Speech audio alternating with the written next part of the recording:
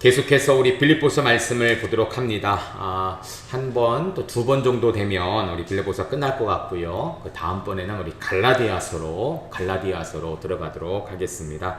우리 계속적으로 바울 서신서를 보고 있는데 이 바울 서신을 쭉 한번 다 읽고 나면 이제 또 복음서로 들어가면 더 더욱 큰 은혜가 있지 않을까라는 생각을 하게 됩니다.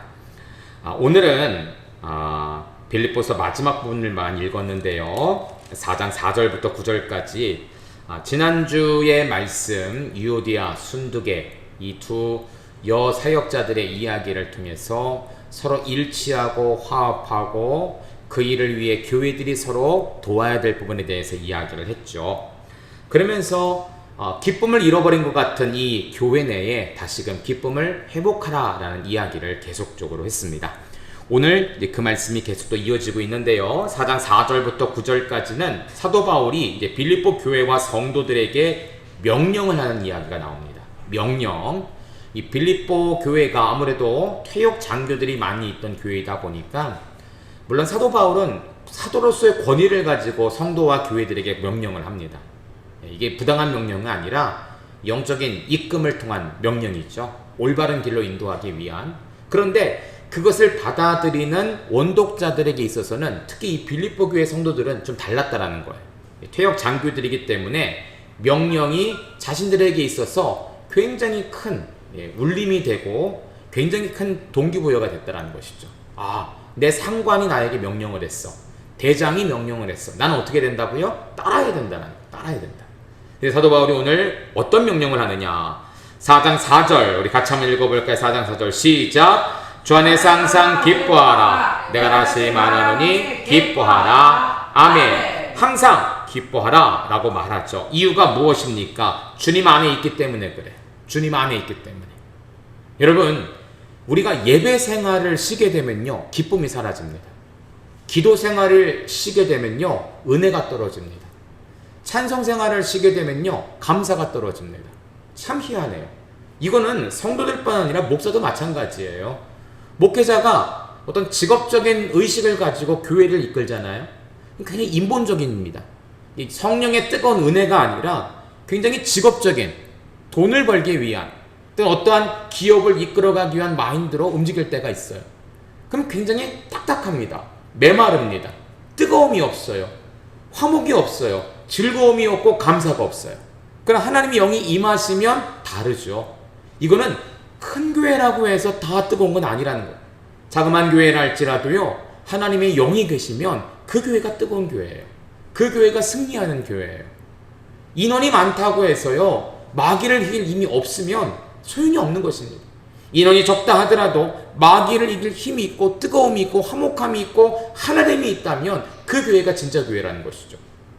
항상 기뻐하라. 왜 그러냐? 너희가 교회 안에, 하나님 안에, 주 안에 있기 때문이라는 거예요. 우리가 주님을 떠나서는요, 아무것도 할 수 없습니다. 그쵸? 아버지를 멀리 떠나 아무것도 할 수 없는 거예요. 내가 오늘 기뻐할 수 있다는 이유는 무엇입니까? 주님 안에 있다라는 사실이. 예배생활, 기도생활, 말씀생활에 내가 최선을 다할 때 나는 항상 기뻐할 수 있는, 주 안에 기뻐할 수 있는 힘을 얻게 된다는 것이죠. 그래서 너희가 기뻐하라. 즉 이건 무슨 말일까요? 주 안에 있으라 라는 의미입니다. 4장 5절도 읽습니다. 시작. 너희 관용을 모든 사람에게 알게 하라. 주께서 가까우시리라. 아멘. 너희 관용을 모든 사람에게 알게 하라. 너희 관용을, 너희의 모든 행함, 말함, 너희의 모든 생활을 많은 사람들 앞에 본이 되게 하는데 왜 그러냐면 주님께서 가까우시기 때문이라는 거예요.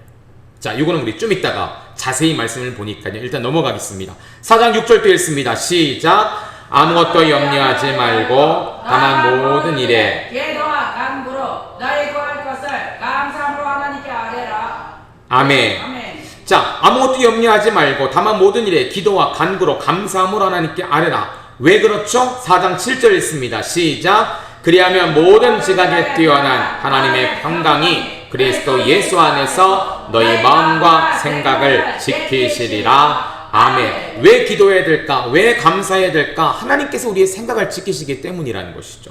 우리 8절과 9절도 읽습니다. 시작. 끝으로 형제들아, 무엇이든지 참되며 무엇이든지 경건하며 무엇이든지 옳으며 무엇이든지 정결하며 무엇에든지 사랑받을 만하며 무엇에든지 칭찬받을 만하며 무슨 덕이 있든지 무슨 기림이 있든지 이것들을 생각하라. 너희는 내게 배우고 받고 듣고 본바를 행하라. 그러면 평강의 하나님이 너희와 함께 계시리라. 아멘. 너희는 내게 배우고 듣고 본바를 행하라. 이유가 무엇입니까? 하나님이 우리와 함께 하시기 때문이다 라고 말하고 있어요. 여러분 좀 자세히 한번 볼까요? 첫 번째입니다.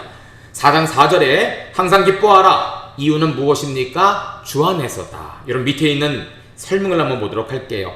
여기 기뻐하라 라는 헬라어는요 카이레테라고 합니다. 이것은 현재 능동태 명령법이에요. 자, 명령은 알죠?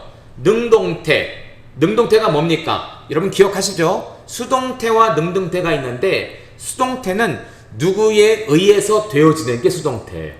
능동태는 뭡니까? 내 스스로 그것을 자발적으로 하는 것입니다. 근데 시제가 뭡니까? 현재예요. 사도 바울은 어떠한 상황을 만나든지 지금 이 시간 그 있는 곳에서 우리로 하여금 스스로 하나님 앞에서 기뻐할 것을 계속적으로 명령하라. 내 자신을 향하여 기뻐하라. 내 영혼을 향하여 기뻐하라. 이것을 선포하고 이 기쁨 가운데 나아가라라고 이야기하고 있는 것입니다. 자, 두 번째 볼게요. 바울은 지금 로마 감옥에 투옥되어 어려운 형편에 있었다. 그러나 그는 가운데서도 자신이 먼저 기뻐하는 생활을 나타냈다. 빌립보 성도들은 바울이 고난과 감옥 생활 중에서 믿음에 굳게 서서 그처럼 기뻐한 것을 기억하고 있었을 것이다. 따라서 바울의 이 말은 빌립보 교인들에게 더 큰 격려가 되었을 것이다. 자, 감옥에 갇혀 있어요. 얼마나 상심이 되었을까요? 얼마나 몸이 괴로울까요? 얼마나 답답할까요? 나가질 못하잖아요. 감옥에 갇혔으니. 비록 그 감옥이 자택연금, 진짜 쇠사슬이 있고 지하 깊은 곳에 있는 감옥은 아니지만 나갈 수가 없는 거예요. 마음껏 내 생활을 누릴 수가 없는 거예요. 누가 찾아와 주지 않으면 난 누구를 만날 수도 없는 거예요. 그런 답답한 상황 가운데 바울이 얼마나 힘들었을까? 얼마나 외로웠을까? 아마 성도들이 멀리 떨어져 있지만 그 마음 가운데는 안타까움과 불쌍함이 있었을 거예요. 그러나 사도 바울은 이렇게 말합니다. 전혀 그럴 필요가 없습니다. 나는 오히려 이 안에 더 기쁩니다. 이 안에 더 감사합니다. 이 안에 있는데 오히려 나를 통해, 나를 만나는 자들을 통해 복음의 진보가 일어나고 있습니다. 시위대 안뜰까지, 그러니까 황제와 가장 가까운 곳에 있는 군사들에게까지 복음이 전해지고 있습니다. 이 사실을 여러분 기억하십시오. 왜냐하면 비록 나는 감옥에 갇혀 있지만 사실은 누구 안에 있다라는 거예요? 주님 안에 있기 때문입니다. 사도 바울은 이것을 심지어 많이 경험을 했죠. 빌립보 감옥 안에서 옥에 갇혔는데 감옥 안에서 바울과 실라가 하나님을 찬양하고 기도했을 때 옥토가 열렸어요. 감옥에 갇혔지만 사실은 감옥 안에 있는 것이 아니라 그 안에서도 누구 안에 있었느냐? 하나님 안에 있었다라는 거예요. 하나님 안에 있었기 때문에 기쁨이 충만한 거예요. 하나님 안에 있었기 때문에 믿음이 충만해지는 거예요. 주 안에 내가 모든 것을 할 수 있다. 라는 믿음을 가지고 찬양했을 때 옥토가 열리는 놀라운 기적이 있다는 것이죠. 여러분, 우리도 감옥과 같은 상황에 갇힌 그런 현실을 경험하는 분들이 있을 것입니다. 저도 그렇고 여러분들도 그렇고 아마 지금 그러한 상황 가운데 있는 분들이 있을 거예요. 감옥만 보지 마시고 그 감옥이 아니라 내가 주님 안에 있는가를 한번 확인해 보시기를 바랍니다. 감옥이 중요한 게 아니에요. 감옥이 나를 어렵게 하는 것이 아니에요. 내가 주님 안에 있느냐 없느냐, 주님 안에 있어야 나는 이 감옥을 뛰어넘을 수가 있습니다. 나의 답답함을, 나의 문제를 뛰어넘을 수 있습니다. 주 안에서 기뻐하라. 사도 바울은 이것을 말하는 거예요. 내가 이렇게 어려운 가운데서도 기쁨을 잃지 않은 이유는 내가 주님 안에 있었기 때문이다. 여러분들도 주님 안에 있으므로 이 어려움을, 이 수치를, 이 부끄러움을, 이 염려와 근심을 이겨내시기를 바랍니다. 그래서 주 안에 기뻐하라 라고 명령하고 있는 것이죠. 여기 주 안에서 엔퀴리오는 바울의 기쁨의 원천이 누구라고요? 예수 그리스도이심을 말해준다. 성도들은요, 이 기쁨의 근원이 어떠한 조건이나 상황이 아니에요. 돈이 많으면 기쁠 것이다? 물론 기쁘죠. 새 집을 이사가면 기쁠 것이다? 기쁠 수 있습니다. 새 차를 얻으면, 좋은 대학을 가면, 직장을 얻으면 기쁠 수 있습니다. 그런데 그 기쁨 여러분 경험해 보셨잖아요. 오래가지 않는다라는 거예요. 새집 가서 여러분 얼마나 닦습니까? 얼마나 청소합니까? 그게 몇 달을 가겠어요. 나중엔 귀찮아서 못해요. 그냥 잘 살자. 예? 세차 저도 그랬어요. 교회차 새로 사갖고 조금만 먼지 걸어도 막 물티슈로 닦고 그랬거든요. 요즘은 한 달에 한 번 세차하기도 힘들어요. 그냥 닦자. 요즘 비가 오니까 또 자동 세차가 돼. 그냥 닦자. 기쁨이 오래 안 가요. 진짜 우리의 영원한 기쁨은 누구냐? 그리스도 예수라는 거예요. 아멘. 그래서 사도 바울은 주 안에서 기뻐하라. 기쁨의 근원을 세상의 물질이나 다른 것에 두지 말고 주님 안에 둬라. 늘 주님과 동행하는 삶을 살라. 그래서 기뻐하라 라고 명령하고 있는 것이죠. 두 번째, 5절에 너희 관용을 모든 사람에게 알게 하라. 이유가 무엇이라고요? 주님께서 가까우시기 때문이다. 자, 밑에 설명 한번 보겠습니다. 여기 관용이라는 것은 헬라어로 에피에이케스라고 합니다. 이게 뭐냐면 손해나 역경을 당해도 쉽게 동요되거나 넘어지지 않고 평정을 유지하는 영적인 인내를 가리킨다. 또한 이것은 자신의 당연한 권리를 포기하고 다른 사람을 향해 너그럽게 대하는 태도를 의미한다. 바울은 이러한 태도를 불신자들, 심지어 자신을 핍박하는 사람까지 포함하여 모든 사람에게 보여야 한다고 호소하고 있다. 관용, 여러분 관용이란 말 정확히 모른다 할지라도 대략적으로는 어떤 이미지다라는 것을 아실 거예요. 그쵸? 다른 사람에게 내가 미덕을 보여주는 것, 온유함을 보여주는 것, 양보함을 보여주는 거예요. 비록 내가 손해를 입는다 할지라도 다른 이에게 참아주고 인내하고 섬길 수 있는 이 마음, 이것을 어떻게 하라고 합니까? 모든 사람에게 알게 하라는 거예요. 교회와 성도는 이 일을 행해야 된다는 거예요. 이유가 무엇입니까? 2번 볼게요. 바울은 성도들이 관용의 태도로 살아야 할 이유에 대해 주께서 가까우시리라 라고 말하고 있다. 이에 해당하는 헬라어 퀴리오스 앵디스는 주의 재림의 소원을 나타내는 마라나타의 변형 구절이다. 여기 퀴리오스 앵디스는요, 마라나타, 아멘 주 예수여 오시옵소서와 변형된 그런 구절, 같은 의미라는 거예요. 바울은 선악간의 모든 행위를 심판하실 주님의 재림이 가까워 오는 것을 믿는 이상 모든 핍박을 인내하고 다른 사람에게 관대한 태도를 보이라고 권면하고 있다라는 것입니다. 여러분 이런 거죠. 이제 남자들이 군대 가면 이제 외박이 가까워요. 외박이 가까운다 그러면 남자들이 기쁩니다. 우리 자녀들이 기뻐요. 그래서 군대에서 어떤 것을 해도 참아낼 수 있습니다. 왜냐하면 내일이면 외박을 가니까, 휴가를 가니까. 오늘 야 너 내일 휴가니까 오늘 네가 좀 어려운 것 좀 해라. 그러면 해요. 왜냐하면 오늘 밤만 참으면 되거든요. 내일 뭐예요? 휴가니까. 그쵸? 주님이 오셔요. 이제 곧 오십니다. 오늘 우리가 당하는 핍박, 어려움이 있다 할지라도 그것 때문에 남들과 싸우지 말고 그것 때문에 남들과 다툼을 갖지 말고 오히려 그것을 인내함으로 받아내라는 거예요. 오늘 내가 당하는 이 어려움과 이 곤란함과 이 힘듦은요, 내일 곧 다시 오실 주님의 때에 그 모든 것이 다 상쇄돼 버리고 오히려 그것이 우리를 향한 하나님의 미덕이 된다는 거예요. 인정하시는 일들이 된다는 거예요. 네가 인내했구나, 참아냈구나, 견뎠구나. 그래서 여러분들 이 로마 감옥 가운데 기독교인들이 핍박을 당할 때 마라나타 외치면서 그 죽음을 맞이했던 이유가 바로 그거예요. 비록 지금 나는 당장 죽임을 당하고 불의 화형을 당하지만 그들의 마음 가운데 무엇이 있냐면 주님께서 오심을 기대하고 소망했다는 것이죠. 내가 불을 지피거나 사자에 먹히기 직전 주님께서 오실 것을 믿었어요. 그러나 오시지 않았지만 죽음을 맞이하는 가운데서도 그의 영혼만큼은 나를 아름다운 영광의 모습으로 변화시키시고 저 천국에 올리실 것을 믿었기 때문에 그 모든 환난 가운데 인내하고 핍박을 참아낼 수 있었다는 것입니다. 교회들이 어려움을 겪고 교회들이 성도들이 많은 사람들의 무시를 받지만 오히려 싸우지 않고 오히려 그들을 더 용서하고 그들에게 더욱더 하나님의 그리스도의 사랑을 증거할 수 있었던 이유가 바로 이거예요. 주님께서 가까우시기 때문이라는 것이죠. 여러분 힘들고 어려움이 있을 때 마라나타 마라나타 외치시기를 바랍니다. 주님이 곧 오십니다. 주님이 오셔서 여러분 구원해 주십니다. 저 어렸을 때 그랬거든요. 시험 보기 전날 주님 언제 오십니까? 빨리 오셔야지.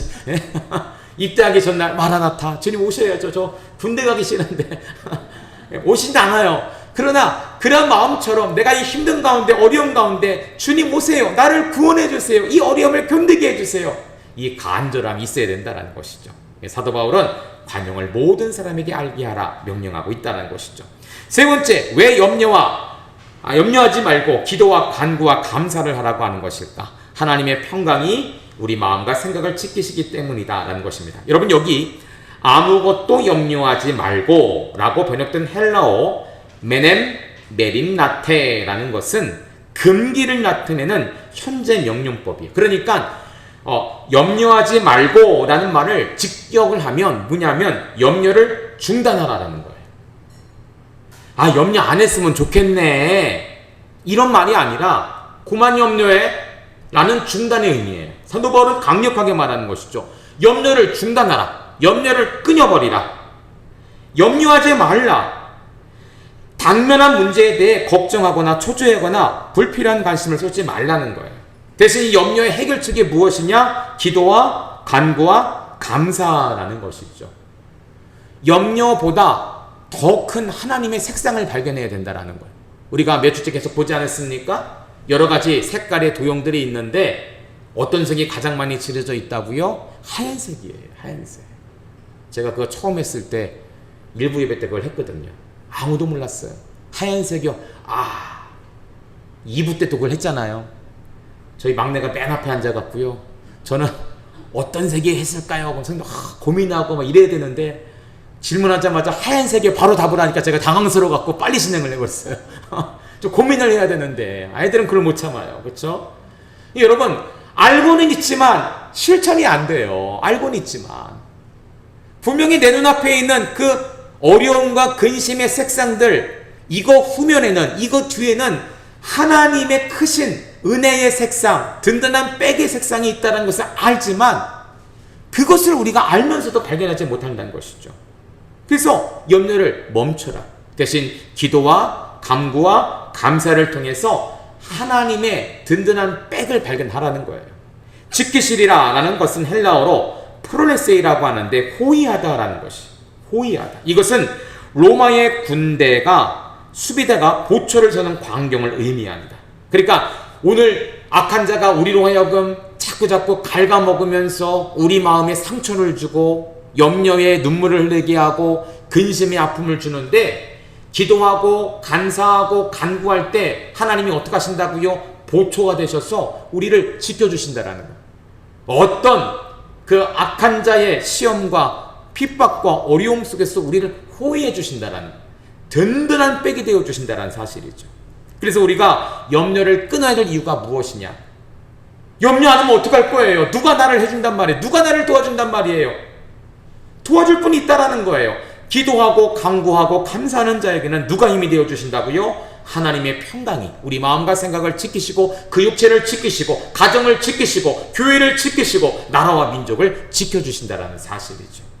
여러분, 염려를 중단하시기를 바랍니다. 아멘. 기도, 간구, 감사를 택하셔서 하나님의 보호 가운데 거하실 수 있는 믿음의 성도들 되시기를 주의 이름으로 축복합니다. 아멘. 마지막으로 너희는 내게 배우고 듣고 온 바를 행하라. 이유는 무엇입니까? 하나님이 너와 함께 계시기 때문이다. 여러분, 밑에 한번 보겠습니다. 바울이 빌립보 교인들에게 베푼 가르침은 분명한 목적이 있고 행동으로 실천되어야 할 것이다. 그렇죠? 여러분 보세요.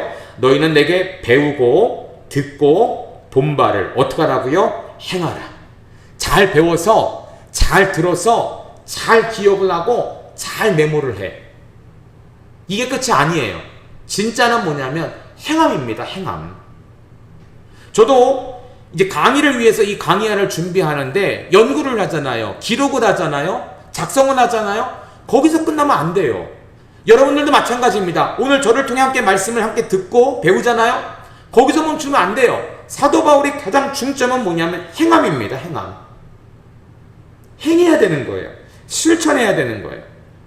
바울은 본보기로서 빌립보에 있는 자신의 삶을 신뢰를 두고 있다.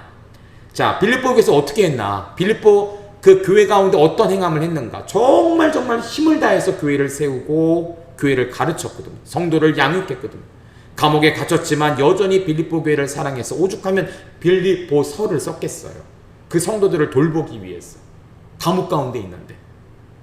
어려움 중에 있지만 나도 예수님께 듣고 배운 바를 가만히 마음속에 둔 것이 아니라 행하는 삶을 산다. 내가 왜 1차, 2차, 3차 전도행을 로마로 전도행을 왜 갔냐? 주님께서 가르쳐 주신 것을 행하기 위해서라는. 너희도 내가 너희를 가르친 그 모든 것들을 보고 듣고 배우되 특별히 행하는 자들이 되라 라고 말하고 있는 것이죠. 여러분, 여기 배우고 받고는 빌립보 교인들이 바울에게서 받은 교훈을 강조한다라고 볼 수 있습니다. 그리고 두 번째, 듣고 본이라는 것은 빌립보 교인들이 바울의 말과 행동에 대해 관찰하는 것을 강조한다. 배우고 받은 것은 바울을 통해 배운 것이고요. 듣고 본 것은 이 빌립보 교회 성도들이 바울의 모습과 말을 직접 경험한 거예요. 이처럼 사도 바울은 빌립보 교인들에게 그의 가르침을 통해 받은 것과 그와의 직접적인 만남을 통해 받은 것, 그리고 그의 말씀을 듣고 그의 생활을 직접 간참으로써 깨닫는 모든 것을 본받으라라고 권고하고 있는 것이다. 여러분, 사도 바울이 예수님을 대신하여 이 빌립보 교회 가운데 간 것 아니겠습니까? 예수님의 12 제자는 예수님의 모습을 직접 보았습니다. 근데 사도 바울은 직접 보지 못했거든요. 대신 영적인 만남을 통해 예수님께 모든 것을 배우고 듣고 실천하는데 예수님처럼 사는 삶을 성도들에게 보여줬다는 것. 그래서 성도들은 목회자의 모습을 보면서 그 모습을 듣고 보고 배우게 되는 거예요. 목회자가 중립을 유지할 이유가 바로 여기 있습니다. 왜냐하면 성도들 가운데는 좋아하는 기호가 다 다르기 때문에 그래요.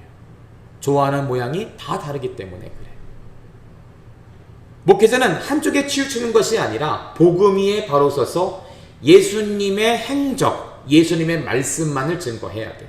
그래야 성도들은 목회자를 통해 예수님의 모습을 배우게 됩니다. 물론 여러분들 스스로 혼자 말씀을 묵상을 잘 하시고 또 말씀을 잘 연구하시고 그 말씀을 가지고 실천하시는 분들은 그래 큰 상관은 없겠지만 대부분의 성도들이 바쁘거든요. 그렇죠? 삶에 바쁘고 가정 일상생활이 바쁘고 자녀들은 학업에 바쁘고 목회자처럼 전적으로 성경에 매달릴 수 있는 시간이 굉장히 적어요. 그렇다면 우리가 어떻게 성경을 통해 나온 예수님을 닮아갈까? 목회자가 알려주는 거, 그렇죠? 너희가 배우고 듣고 또 목회자가 말하는 그 모든 것들을 듣고 본 것, 그것을 가지고 행하는 것이 가장 올바른 삶이다라는 사실이에요. 그래서 여러분들 주의 종을 위해 여러분 기도해 줘야 할 이유가 바로 이것입니다. 오늘날 여러분 뉴스 가운데 목회자들의 이 잘못된 모습이 참 많이 나오고 있잖아요. 말세예요. 말세입니다. 한편으로는 목회자도 사람이기 때문에 라는 그런 변명도 하지만 사실 그렇지 않아요. 목회자는 철저히 내 안에 내가 성도들의 본이 되어야 된다라는 사명의식을 가지고 해야 됩니다. 그게 아니라 목회자가 될 수가 없죠. 근데 그것을 망각하고 여러 가지 비리, 음란, 많은 사건들을 벌이게 됩니다. 여기 앞에 있는 목회자도 마찬가지예요. 여러분들이 저를 위해 기도해 주지 않으면 여러분 교회를 무너뜨리는 것은 제일 쉽습니다. 목회자만 무너뜨리면 돼요. 목회자가 무너지면요, 목사님 바꾸면 되지. 아니요. 그러면 그럴 것 같죠? 아니에요. 목회자가 바뀐다고 해서 상처받은 성도들의 마음이 치료되는 건 아닙니다. 떠납니다. 시험 듭니다. 여러분들 목회자를 위해 기도해 주셔야 돼요. 여러분 저 위해서 기도 많이 해주시죠? 예. 네, 하고 계신데 부끄러워서 겸손함으로, 그렇죠? 목사님 제가 한 게 무슨 목사님 위해서 제가 조금 기도한 건데 아니에요. 여러분 기도 많이 해주고 있어요. 금요일마다 제가 큰 소리로 말씀 연구하고 있으면 큰 소리에 기도하는 거 들립니다. 여러분들 목회자 위해 기도하셔야 돼요. 교회의 직분자들 위해서 기도해 주셔야 돼요. 장로님들 위해서 기도해 주셔야 돼요.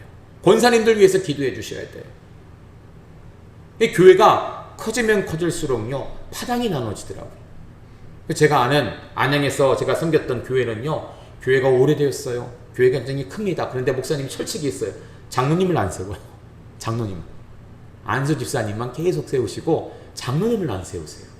세워도 벌써 몇 분을 세웠을 텐데, 그 사이즈로 보면 벌써 몇 분이 되셨을 텐데 안 세우세요. 장로가 세워지고 그 장로를 통해서 교회에 분열이 일어나고 목회자에게 반대가 되는 일들을 많이 보셨기 때문에 안 세우시더라고요. 목회자를 통해서 교회의 조직들이 나눠지고 그 교회 조직들과 함께 목사님과 함께 동역하는 그런 일들을 하시는데 그런 것을 보게 됩니다. 여러분 장로님들 위해서 기도하셔야 돼요. 권사님들 위해서 기도하셔야 돼요. 지난주에 말씀 배웠잖아요. 윤희계와 순두계, 그렇죠? 뭐 서로 싸우는 거예요. 서로 싸우는 거예요. 유오계와 순두계 서로 싸우는 거예요. 여러분들 사역자들을 위해 특별히 리더들이 바로 설 수 있도록 기도 많이 해주셔야 됩니다. 말씀을 전하는 사역자들이 주 안에 바로 설 수 있도록 좀 기도 많이 해주셔야 돼요. 그래서 우리가 하나님이 함께 계시기 때문에 우리가 듣고 보고 배운 바를 행해야 된다라고 말하고 있는 것이죠. 자, 이제 마지막 우리 세그먼트입니다. 단락 있죠? 자족의 기쁨이에요. 자족의 기쁨. 4장 10절부터 23절인데요. 자, 우리 15절부터 18절까지 바울의 동역했던 빌립보 교회 선교 헌금에 대한 이야기가 나옵니다. 선교 헌금에 대한 이야기가 성경에 자주 안 나오는데 여기는 잘 기록이 되어 있어요. 한번 보도록 할게요. 자, 15절 말씀을 우리 같이 한번 읽습니다. 4장 15절 시작. 빌립보 사람들아, 너희가 알거니와 복음의 시초에 내가 마게도냐를 떠날 때 주고받은 내 일에 참여한 교회가 너희 외에 아무도 없었느니라. 아멘. 자, 복음의 시초에 이 마게도냐를 떠나게 될 때 사도 바울이 마게도냐, 즉 빌립보 지역에서 교회를 세우고 하는 예비하신 또런 장소로 옮겨가게 될 때 사도 바울을 위해서 선교비를 지원했던 교회가 어디밖에 없었다고 합니까? 빌립보 교회밖에 없었다고 합니다. 그만큼 빌립보 교회는 사도 바울의 선교 사역에 정말 최선을 다했던 교회예요. 또 그만큼 사도 바울은 빌립보 교회를 사랑했던 교회입니다. 그래서 AD 51년경에 이런 일들이 있었습니다. 또 16절 같이 읽습니다. 시작. 데살로니가에 있을 때에 너희가 한두 번뿐 아니라 두 번이나 나의 쓸 것을 보내었도다. 아멘. 데살로니가 교회에 있을 때 한 번뿐 아니라 두 번이나 사도 바울의 쓸 것을 보내준 교회가 빌립보 교회였다라는 것이죠. 그만큼 이 빌립보 교회는 계속적으로 사도 바울을 후원하고 있는 거예요. 또 18절 읽겠습니다. 18절 시작. 또 풍부한지라 에베르 편에 너희가 준 것을 받음으로 내가 풍족하니 이는 받으실 만한 향기로운 제물이요 하나님을 기쁘시게 한 것이라. 아멘. 사도 바울이 로마 감옥에 갇혔을 때 사역자를 이제 보내어서 에바브라 디도라는 사역자를 보내서 그렇게 또 감옥 안에서도 사도 바울이 생활할 수 있는 비용을 대준 게 바로 빌립보 교회였다라는 것이죠. 로마 교회에 있을 때 가택연금을 당하는데 그 셋집을 마련한 교회가 바로 이 빌립보 교회예요. 그렇죠? AD 62년경인데 여기뿐 아닙니다. 고린도 11장 9절에도요. 마게도냐에서 온 형제들이 나의 부족함을 채웠다라고 기록하는데 여기 마게도냐가 어디입니까? 빌립보 지역이에요. 빌립보 교회 성도들이라는 것이죠. 로마서 15장 26절에도 마게도냐와 아가야 사람들이 예루살렘 성도 중 가난한 사람들을 위해 기쁘게 얼마를 동정하였다. 예루살렘에 극심한 흉년이 들었습니다. 원래는 예루살렘 교회를 통해서 바울과 바나바가 이제 파송이 됐잖아요. 그렇죠? 본 교회를 통해서 파송이 되고 사도들이 복음을 전하면서 이방에 있는 교회들이 세워졌는데 이제는 본진에 있는 교회가 어려움을 겪는 거예요. 그때 은혜를 입었던 이방 교회들이 헌금을 모아서 사도 바울 편으로 다시 헌금을 보내주는 일들을 하고 있죠. 그때에도 누가 헌금을 했냐? 마게도냐 사람들이 했다라는 거예요. 마게도냐. 빌립보 교회 성도들이죠. 그만큼 이 빌립보 교회는 하나님 나라를 위해서 특별히 사도 바울을 위해서 헌신했던 교회였다는 것을 볼 수가 있습니다. 여러분, 이러한 선교 헌금이 가지는 의미가 무엇인가? 우리 믿음교회도 선교 헌금을 하고 또 여러 가지 헌금을 드리는데 의미를 한번 찾아봤으면 좋겠어요. 여러분 10절 말씀을 한번 다시 읽어볼까요? 10절입니다. 시작. 내가 주 안에서 크게 기뻐함은 너희가 나를 생각하는 것이 이제 다시 싸게 남이니 너희가 또한 이를 위하여 생각하였으나 기회가 없었느니라. 아멘. 내가 주 안에서 어떻게 한다고요? 크게 기뻐한다. 선교 헌금은 사역자들에게서 큰 기쁨이 됩니다. 여러분 사역자가 무슨 돈이 있겠어요? 이 당시 사역자도 마찬가지고 지금도 마찬가지죠. 사역은 하나님 나라를 위해서 일하는 것입니다. 목회자의 개인적인 사생활이 아니라 하나님 나라를 위해서 일하는 거예요. 근데 목회자가 일을 하지 않잖아요. 일을 할 수가 없었잖아요. 물론 지금은 이제 목회자 이중직이 조금씩 허용이 되고 있는 시점이긴 합니다. 우리 교단에서는 아직 그것이 허용되진 않았어요. 감리교단 같은 건 허용이 됐는데 조건이 있습니다. 큰 교회들은 안 되고 생활이 어려운 교회들은 이중직을 먹고 살아야 되니까 교회가 작기 때문에 자급자족이 안 되기 때문에 어느 정도는 이중직을 허용합니다. 근데 대부분의 교회는 아직까지는 안 되고 있어요. 그러니까 내가 뭔가를 하기 위해서가 아니라 선교를 해야 되는데 어느 교회를 도와야 되는데 전도를 해야 되는데 목회자가 돈이 없는 거예요. 물질이 없는 거예요. 그때 이 빌립보 교회가 헌금을 냈을 때 사도 바울이 얼마나 큰 기쁨이 되겠냐는 거예요. 드디어 내가 이 물질, 이 예물을 가지고 선교지에 선교를 할 수 있겠구나. 전도를 할 수 있겠구나. 선교 사역을 하는데 그 비용을 쓸 수 있겠구나. 라는 큰 기쁨이 된다는 것이죠. 14절 또 읽습니다. 시작. 그러나 너희가 내 괴로움에 함께 참여했으니 잘하였도다. 아멘. 사역자의 괴로움에 함께 참여한 일이 됩니다. 여러분, 사역자가 선교를 해야 되고 사역을 해야 되고 또 교회 여러 가지 일들을 처리해야 되는데 없으면 고통스럽거든요. 고민이 되거든요. 근데 그 고민이 목회자 혼자 짊어지는 것이 아니라 선교 헌금을 낸 그 헌금을 드린 그 성도 혹은 그 교회와 함께 그 괴로움에 참여하는 거예요. 이 말이 뭐냐면 함께 기도할 수 있는 요건이 된다는 것이죠. 함께. 여러분, 선교지에 선교헌금을 보낸다라고 했을 때 사실 물질만 보내는 것은 잘못된 것입니다. 물질만 보내는 것은요, 세상에 안 믿는 사람들도요, 구호물자로 구제를 할 수 있어요. 그러나 선교헌금을 드린다, 작은 교회를 돕는다라는 것은 물질과 함께 무엇이 가냐면 그들이 겪는 어려움을 함께 아파하고 함께 기도하는 그 마음이 함께 가는 거예요. 오히려 물질이 많이 가면 좋겠지만 물질이 적게 간다 할지라도, 물질이 어쩔 수 없이 조금만 간다 할지라도, 조금밖에 가지 못한다 할지라도 함께 기도하고 함께 그 아픔을 나눌 수 있다면 오히려 그것이 더 큰 예물이 된다라는 사실이죠. 사도 바울이 이 물질, 이 어려움 또는 사역에 대한 어려움이 있을 때 혼자 고민하고 어떡할까 하는 게 기도하고 있었어요. 하나님, 어떡할까요? 이것을 해야 되는데 어떻게 이 비용을 충당할까요? 그럴 때 함께 그것을 동참해줄 교회가 있다는 것, 함께 그 사역에 동참해줄 교회가 있다는 것이 얼마나 감사한 것인가. 이것이 사도 바울의 큰 기쁨이 된다는 사실이죠. 저희가 이렇게 말씀을 가르치는 단체가 예수전도단이라는 단체입니다. 여기서 이제 청년들이나 또는 이제 헌신된 사역자들을 놓고 훈련하는 이 DTS라는 과정이 있어요. 제자 훈련 과정, Disciples Training School.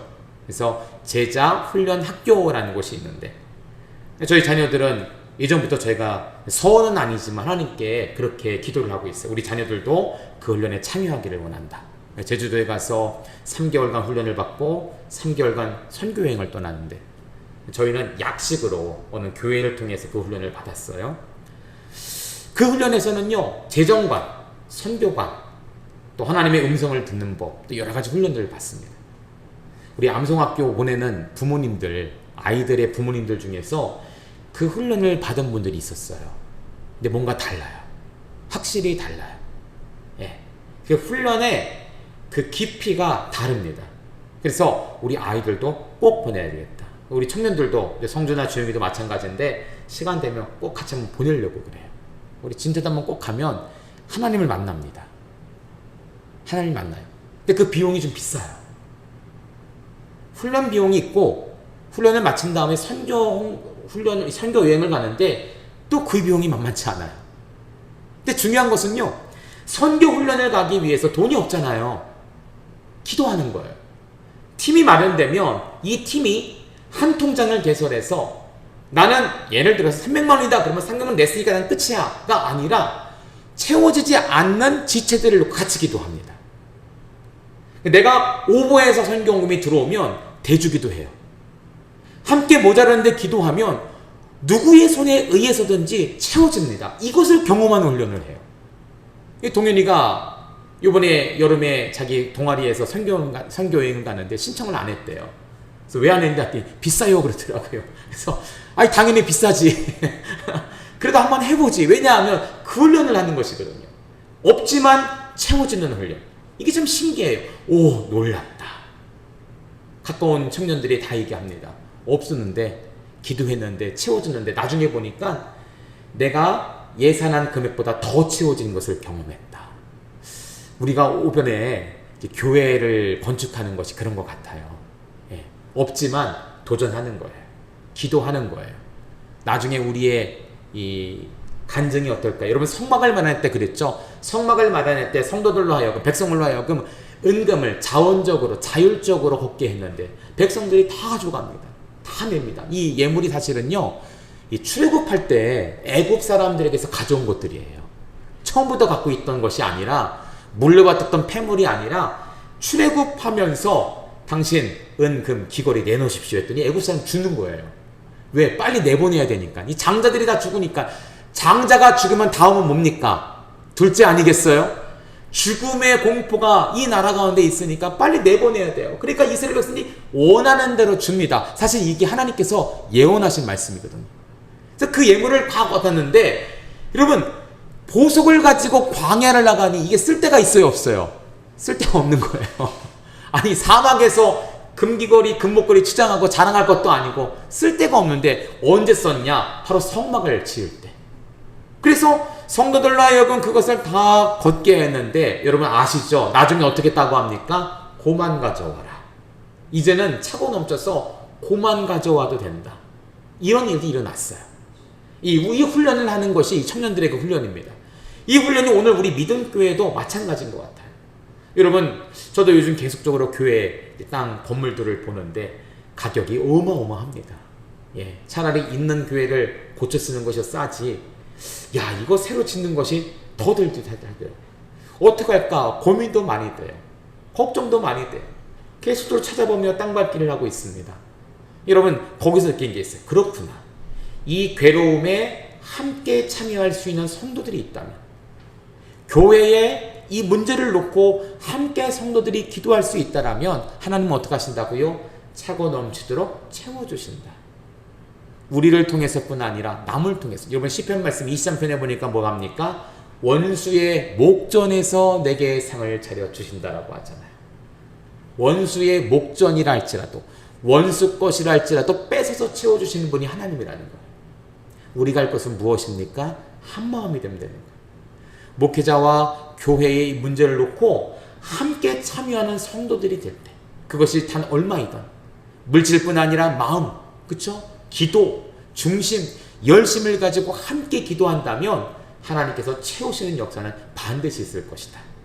바로 이것이 선교헌금이 가지는 의미라는 거예요. 여러분 17절도 읽어볼까요? 17절 있습니다. 시작. 내가 선물을 구함이 아니요 오직 너희에게 유익하도록 풍성한 열매를 구함이라. 아멘. 여러분 여기 열매라는 것이 유익이란 뜻인데요. 로고스입니다. 이 로고스가요. 말씀이란 뜻도 있어요.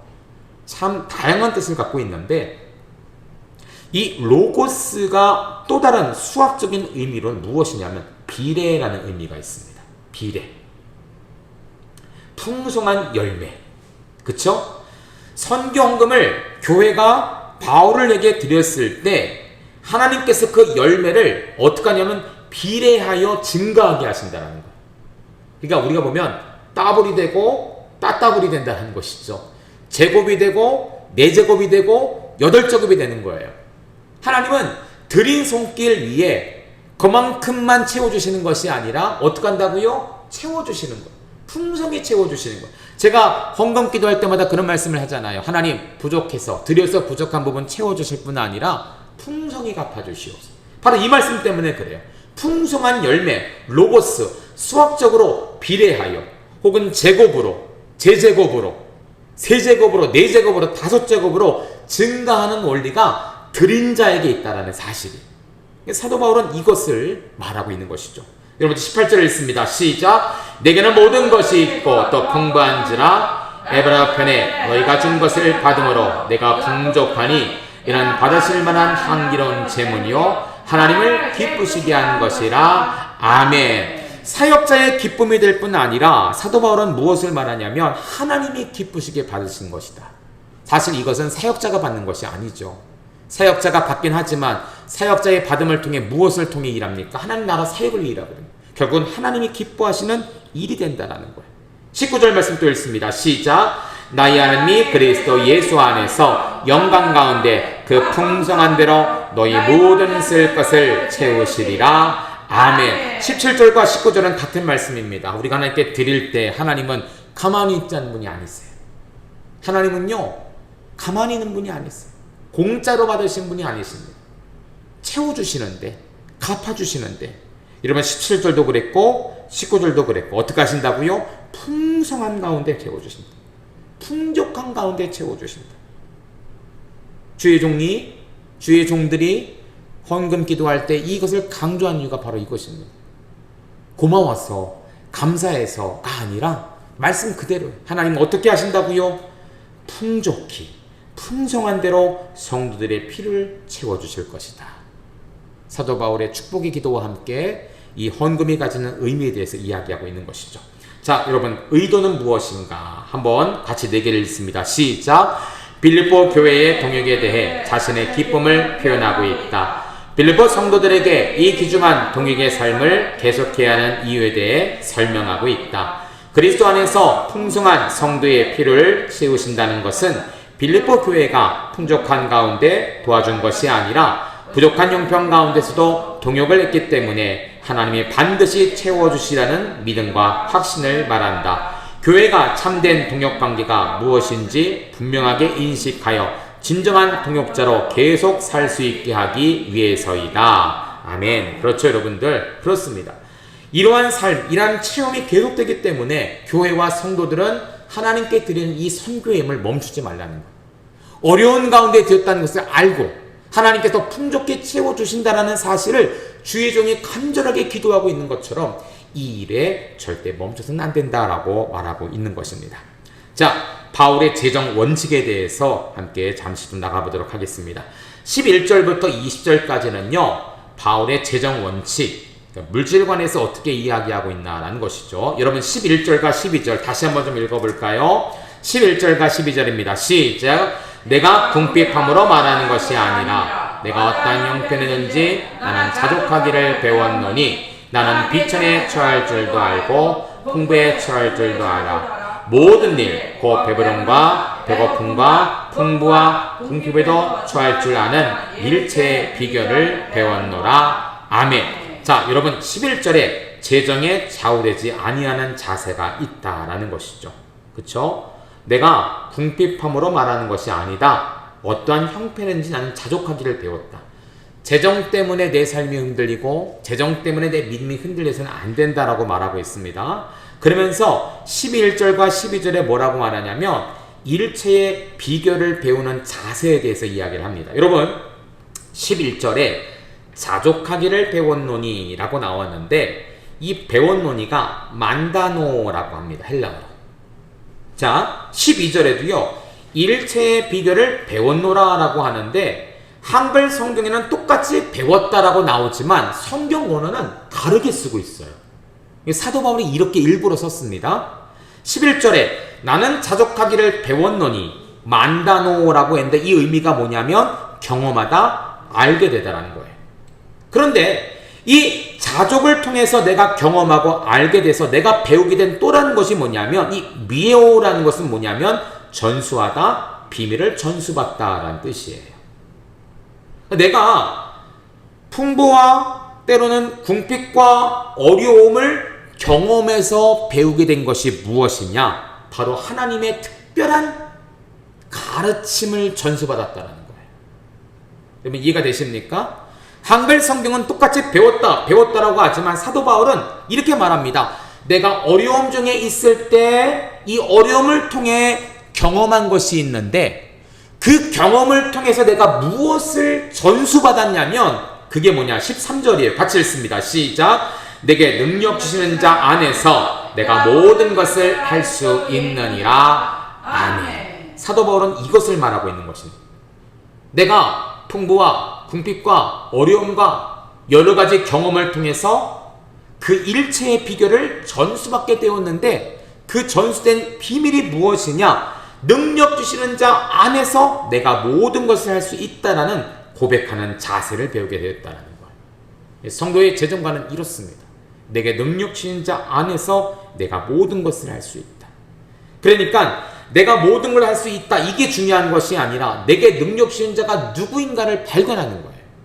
사도 바울은 이러한 어려움을 겪으면서 교회들이 헌금을 하잖아요. 물질을 보내주잖아요. 아, 내가 이 어려움 가운데 풍족해졌구나, 물질이 많아졌구나, 이것 때문에 감사한다는 것이 아니라 이러한 곤고함 속에서도 내게 능력 주시는 자가 누군가를 발견하게 되었다라는 거예요. 여러분, 내게 능력 주시는 자가 누굽니까? 교회가 아니라는 거예요. 사람이 아니라는 거예요. 하나님이라는 거예요. 그 하나님을 발견하고 나니까 하나님을 통해서 누구를 통해 그 물질을 공급받습니까? 교회들과 성도들을 통해 공급받게 되었다는 사실을 알게 되었다는 것이죠. 성도들과 교회들도 마찬가지예요. 이 빌립보가 어려움 중에 있었습니다. 힘든 중에 있었습니다. 그러나 너희도 마찬가지라 이 경험을 통해서 너희가 전수받기를 내가 간절히 소망하는 것은 무엇이냐면 능력 주시는 자가 누군가를 발견하라는 거예요. 빌립보 교회 성도들아, 너희에게 능력 주시는 자가 누구인가를 발견하라는 거예요. 내가 아니라는 거예요. 내가 감옥에 갇혔어. 초대 개척 목사님이고 너희 영적인 멘토이고 영적인 아버지이지만 내가 너에게 능력을 주는 것이 아니라는 거예요. 내가 감옥에 갇혔다고 해서 기쁨을 잃어버릴 필요가 없다라는 거예요. 그럴수록 누구를 찾으라는 거예요? 진짜 능력 주시는 자가 누군가, 바로 하나님 아버지라는 것이죠. 하나님 아버지를 너희가 찾을 때 하나님께서 너희를 채우시고 너희를 도와주시고 너희를 공급해 주시는 그 기쁨을 경험할 수 있게 된다는 사실이에요. 이 말씀 우리 가운데 한번 적용해 봤으면 좋겠습니다. 여러분, 사람이 어떠한 단체가 우리의 능력이 아니라니까요. 하나님이 우리의 능력이 되셔야 돼요. 내게 능력 주시는 자 안에서 우리가 그 안에 거하고 내게 능력 주시는 자가 누군가를 발견할 때 하나님은 아까도 말씀드렸지만 원수의 목전이라 할지라도 내게 상을 차려 주신다는 사실이에요. 이것을 경험할 수 있는 우리 모두가 되기를 주의 이름으로 축복합니다. 정말 이것이 필요해요. 정말 이것이 필요합니다. 이번 교회 건축이 1단계가 이제 좀 좌절이 됐지만 저는 그런 생각을 해봤어요.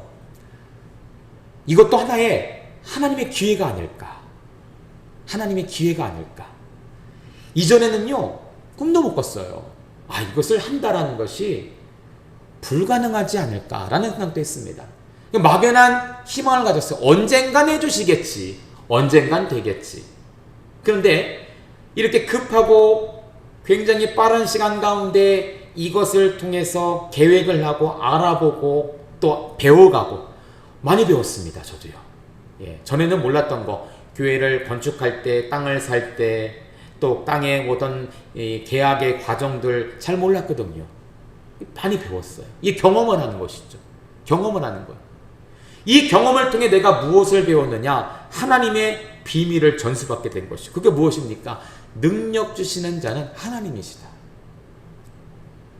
우리 교회 건축 통장이 이 정도 있었는데 이 기간 동안 기도하고 또 간구하면서 제가 예전에도 종종 제가 그렇게 말씀을 드렸지만 전혀 예상하지 못했던 분들이 헌금을 보내고 있어요. 일면식도 없는 분들이 헌금을 보냈어요. 돌아다니면서 교회들을 찾아다니면서 좀 도와달라고 부탁을 하고 기도 부탁을 했는데 교회들이 많이 어렵거든요.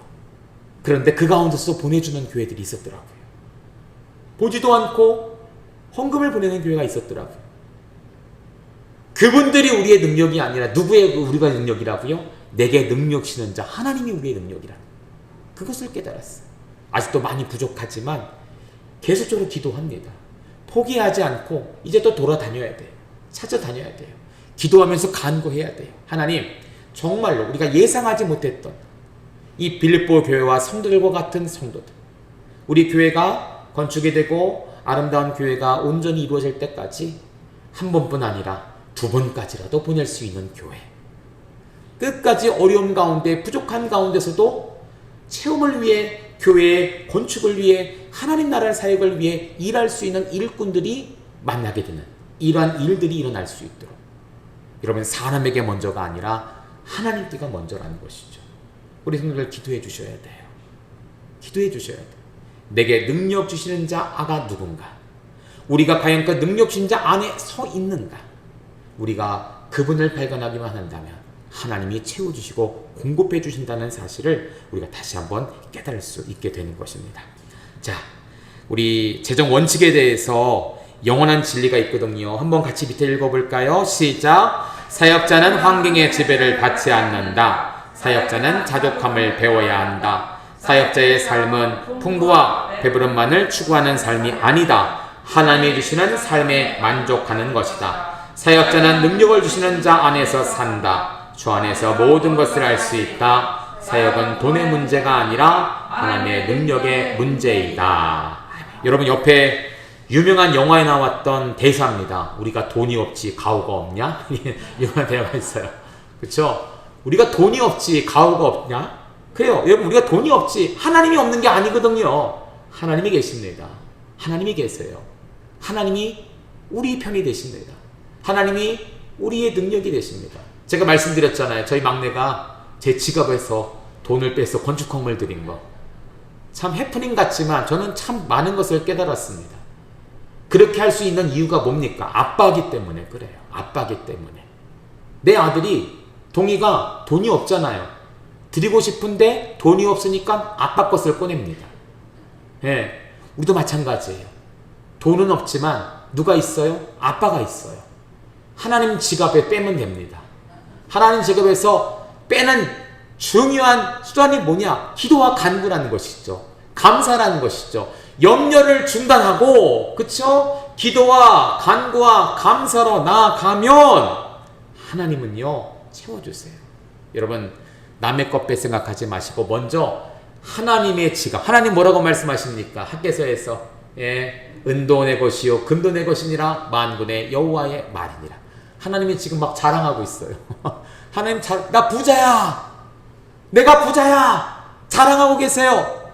그 자녀된 우리가 거지처럼 사는 거 하나님 원치 않으십니다. 하나님의 지갑에서 은도 내 것이요 금도 내 것이라 만군의 여호와의 말이니라. 내가 너에게 줄 수 있다라고 말씀하세요. 이만큼의 능력이 내게 있다라고 말씀하세요. 이제 우리가 할 것은 무엇입니까? 염려를 중단하고 기도와 감사와 간구로 나아가는 것.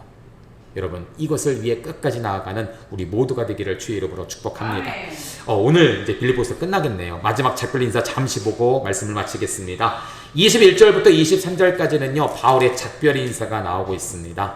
21절에 보니까 그리스도 안에 있는 형제들에게 문안하라. 여기 모든이라는 단어가 대신에 각각이라는 단어를 씀으로써 성도 한 명 한 명이 그의 관심의 대상임을 선언하고 있다.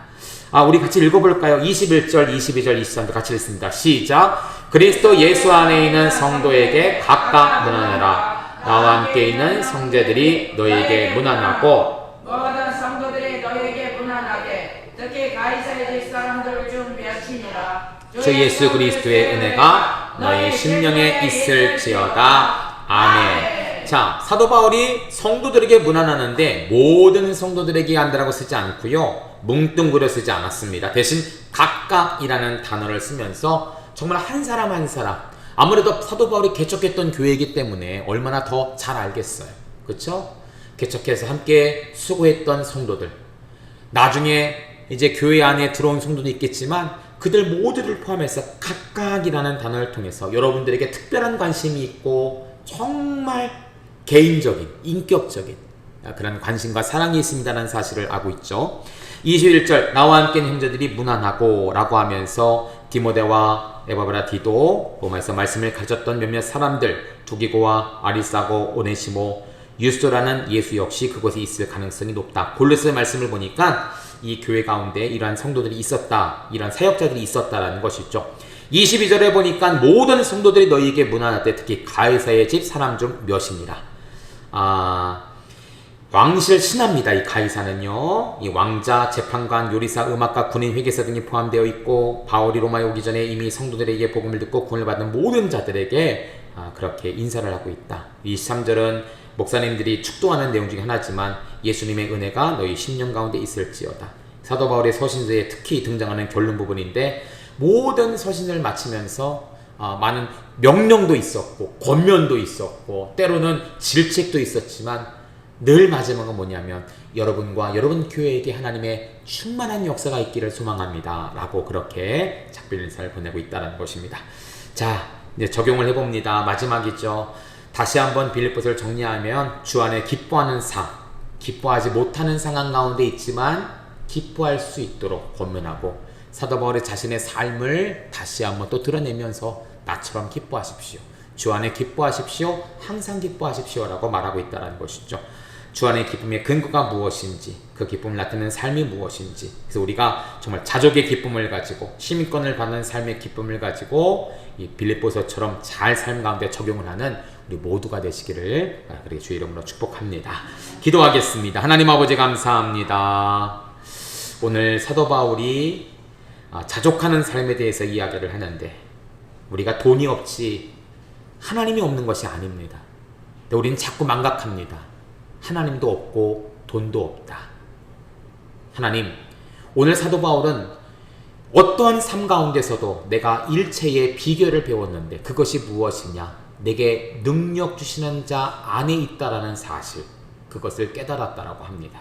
우리 믿음의 성도들도 마찬가지고 우리 믿음교회도 앞으로 해야 할 많은 일들이 있는데, 돈이 없어서 염려하기보다는 염려를 중단하고 오히려 내게 능력 주시는 자가 누군가, 내게 물질을 주시고 내게 지혜를 주시고 내게 힘을 주시고 여러 가지 안 될 상황을 열어주실 그분이 누구인가를 먼저 발견할 수 있는 우리 믿음의 성도들 되게 하여 주시옵소서. 그래서 하나님, 정말 사도 바울처럼 우리도 일체의 비결을 배웠습니다. 우리 가정에서도요, 직장에서도요, 교회에서도요, 학교에서도요. 안 될 수밖에 없고 안 될 수도 있는 그러한 상황 가운데서도 능력 주시는 자를 발견함으로 내가 되었습니다. 내가 이루었습니다. 다 주님의 은혜입니다. 이것을 사도 바울처럼 간증할 수 있는 우리 믿음의 성도들이 더 많아지게 하여 주시옵소서. 그동안 이 빌립보서를 공부하게 하시니 감사하고 이 말씀을 잘 적용하고 잘 기억해서 빌립보서 9절이 나올 때마다 떠올리고 그 말씀대로 살아갈 수 있는 우리 모두가 되게 하여 주시옵소서. 감사하며 예수님 귀하신 이름으로 기도하옵나이다. 아멘.